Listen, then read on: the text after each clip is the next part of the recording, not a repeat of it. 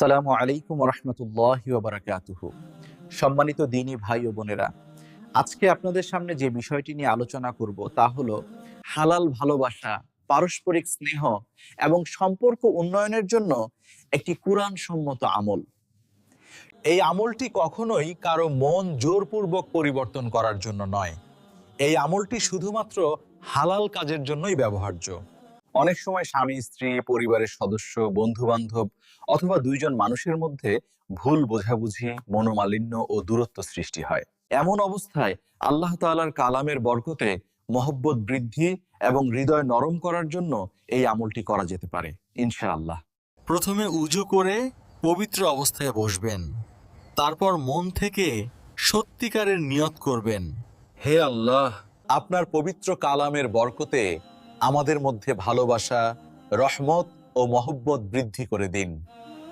এরপর 11 বার দরুদ শরীফ পাঠ করুন। তারপর সূরা আল ইমরানের 31তম আয়াত 7 বার পাঠ করুন।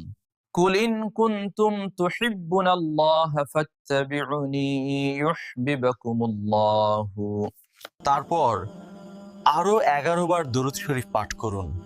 আচারটি সম্পন্ন করার পর আপনি যার সাথে স্নেহ বাড়াতে চান তার জন্য দোয়া করবেন।